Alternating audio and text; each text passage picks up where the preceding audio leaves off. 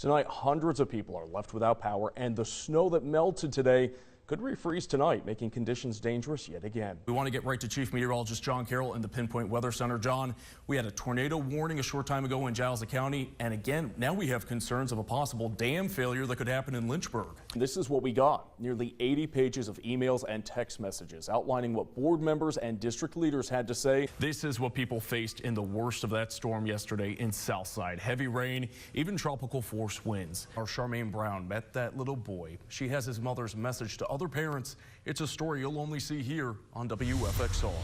And that's a good New Year's resolution. Just helping people out, being a little bit nicer. Be nicer. New year, new you. But what we saw really took our breath away today. Homes blown apart in Elon, right along Route 130. Some homes had their roofs ripped off. Chief Meteorologist John Carroll also here in the Pinpoint Weather Center with a look at which communities saw tornadoes and which ones saw damage from straight line winds. But you see the higher elevations, you can see the fog and the snow bands moving through with that storm.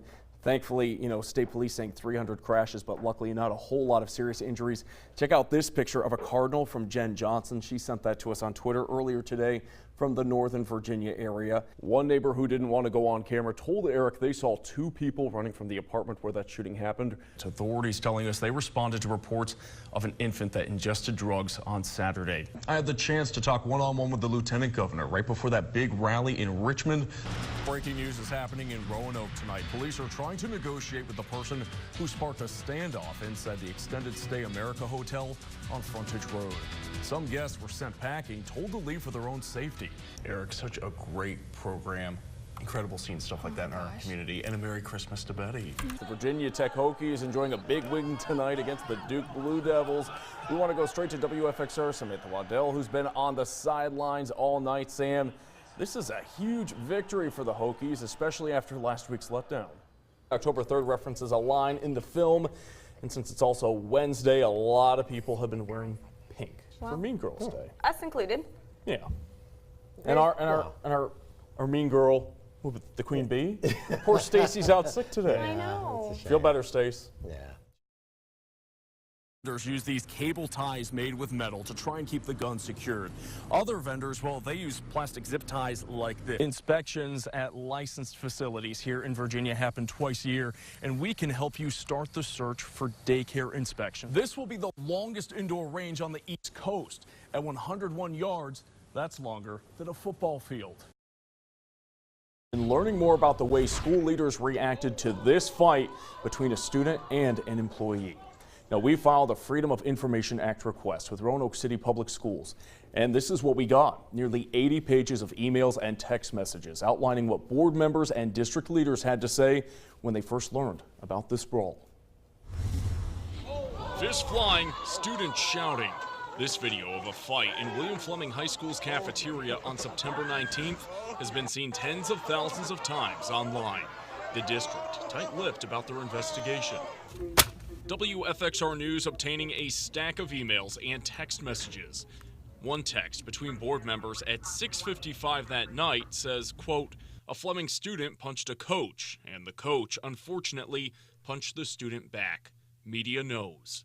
An email from board chairman Annette Lewis that night at 9:31 with a link to our story says, quote, "This unfortunate incident was videotaped. School administration is investigating and will take appropriate action." It goes on to say, quote, "I have another piece of information to share with you. Call me tonight or tomorrow." School board member Dick Willis responding to the email saying, quote, "If only mindfulness practice could really develop that ability to take a breath before reacting, we'd be in good shape." Several students and parents tell us that coach is Clint Barlow. We asked, and school officials tell us Barlow is still employed by the district. He retired in 2006, but still works part-time. The district also says the incident will be reported in the discipline report that goes to the Virginia Department of Education at the end of each school year. Barlow's teacher's license is listed as active through 2028. We asked if his license is now being reviewed. VDOE says they cannot tell us if a license or case is being investigated, only the outcome. spoke with Clint Barlow over the phone this evening. He did not want to answer any more questions, only saying he's okay after this ordeal. Several parents telling me off camera they support Barlow, saying he was defending himself. Some other parents are upset that the district chose not to notify parents. We have much more on this case and the video on VirginiaFirst.com. Most work partners had their separate ways at the end of the day.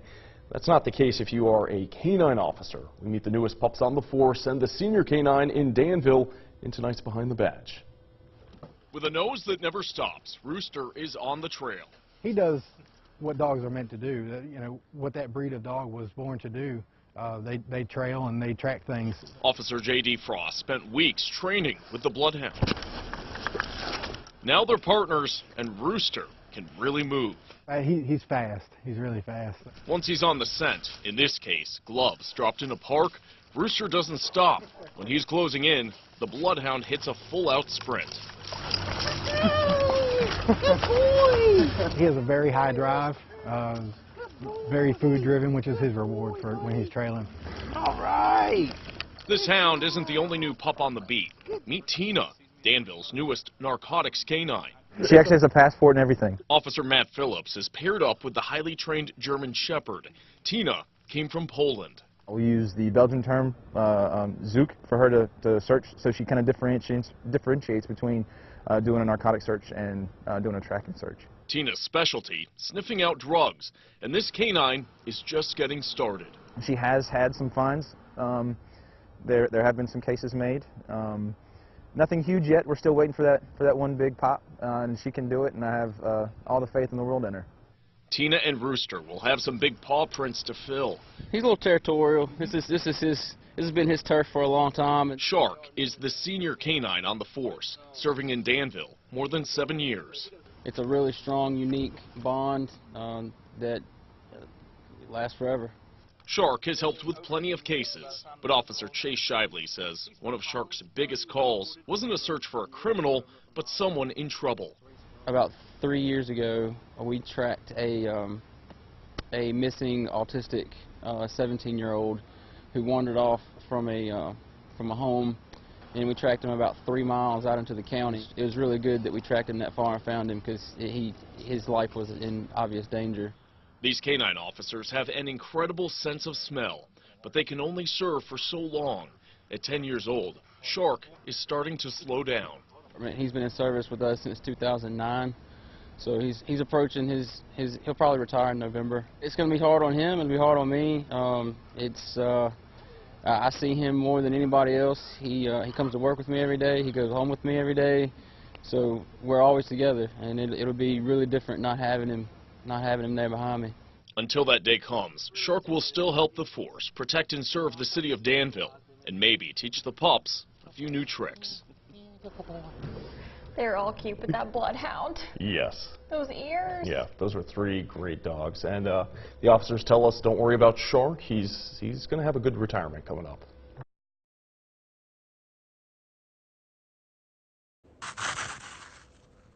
Oh, we've heard a lot of this today. Many of us scraping away the icy, crunchy layer on top of the snow that we saw over the past 24 hours. The winter storm pretty much is come and gone for southwest and central Virginia. Tonight, hundreds of people are left without power, and the snow that melted today could refreeze tonight, making conditions dangerous yet again. Thanks for joining us for this special 6 o'clock live stream. I'm Bill Wadell, and this is a commercial-free live stream you're seeing on VirginiaFirst.com and on our WFXR News app.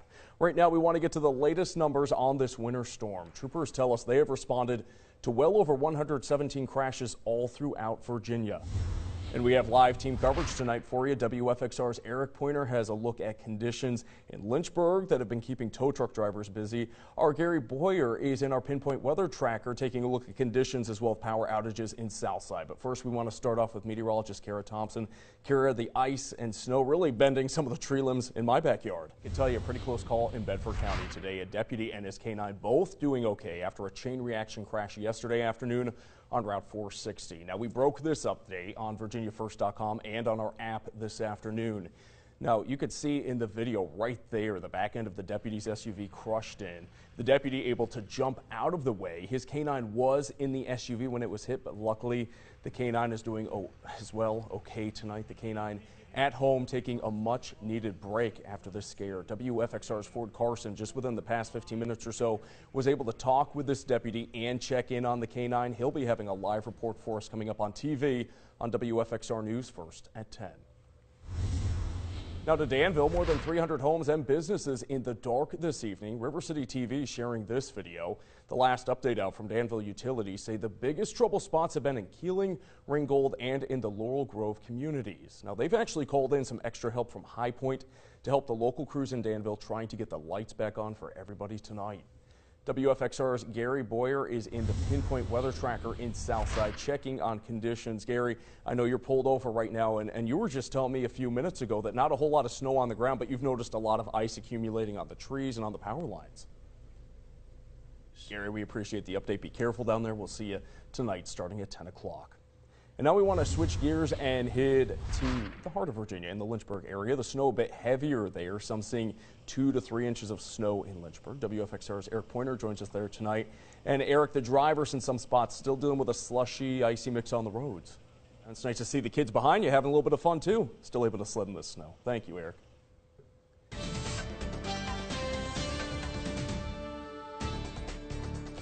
Meteorologist Kara Thompson back in the Pinpoint Weather Center for us tonight. And Kara, just looking at those past few live shots between Eric, he's in the Lynchburg area. They've got 2 to 3 inches of snow on the ground. And Gary Boyer down south side in Henry County, you can barely see any snow at all. I know, we saw. It was this afternoon. I know it was still chillier out. It was still cold, but you just heard the melting sound. You know, you could hear the snow, some of the ice melting and dripping, and some of the roadways and the sidewalks are soaking wet. So that's what we figured, that there really is a good chance that stuff could refreeze tonight. Definitely, and with the temperature staying at basically consistently in the upper 20s for the next couple of nights, definitely refreezing over and over again. And we're really not going to be warming up too much tomorrow, so it's not going to cause a lot of melting. That is one problem as well. Yeah, I know we'll be keeping a close eye on it. And Carrie, you'll be back one more time for a check of the weather. Definitely, I will be here. Thank you. And our region really did miss the worst of this storm. Looking at the big picture, some people in the Midwest, they were stuck in their cars for hours, stranded on snowed over highways. WFXR Sophia Borelli is with us in the studio tonight. Sophia, this has been a huge headache for a lot of people in the Midwest, all over the country, not just here. And it's not done yet. Again, just the big picture why we're doing this, just to keep everybody safe, because a lot of schools are choosing to 2-hour delay or even close tomorrow. Yeah. It's going to be slippery. It's going to be wet, yes. Thank you, Soph. And this storm is being blamed for hundreds of crashes all over Central Virginia. Right now, we want to check in with Nick Canigliaro. He's from our sister station in Richmond. Canigliaro.